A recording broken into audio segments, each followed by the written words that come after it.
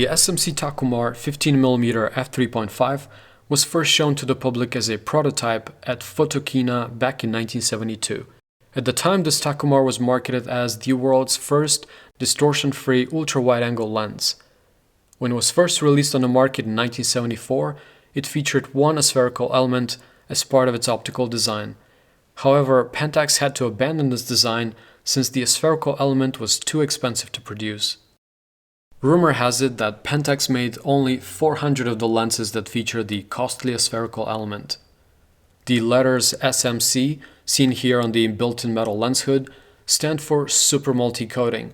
That was the 7-layer chemical coating that Pentax applied to all SMC lenses. The optical design of this version with the aspherical element consists of 13 elements in 12 groups. Aperture ranges from f3.5 to f22 with click stops in between. Because of its bulging front element, this lens cannot accept filters. Instead, Pentax included 4 built-in filters: yellow, skylight, UV, and orange.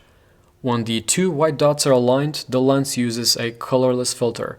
To select the filter you want, simply rotate the dial to the right or to the left. Only the filter that lines up with the white dot above it will be the one in use. The diaphragm is made of 6 straight aperture blades.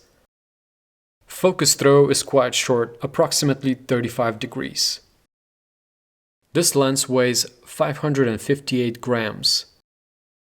On the back, this lens has an M42 mount.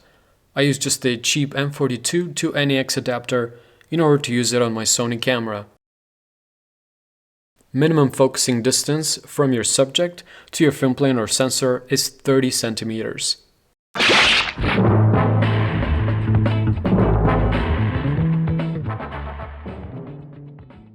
The SMC Takumar 15mm f3.5 was a landmark lens for its time, and even though it's been almost 50 years since its debut, it's still a great performer.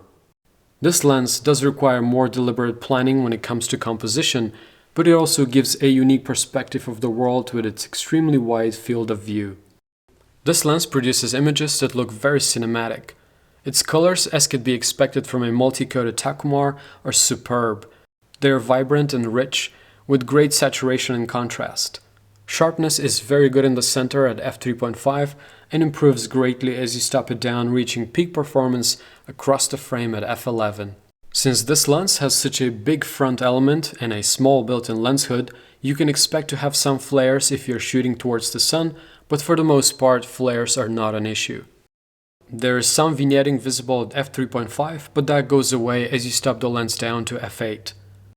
Mechanically speaking, this Takumar lens is an absolute perfection. It's made entirely out of metal with incredibly smooth focusing mechanism. It feels super solid and sturdy, and it still functions as well as it did back in the early 70s. Some people might find it a bit large and heavy for an ultra-wide angle, but the size and weight never really bothered me.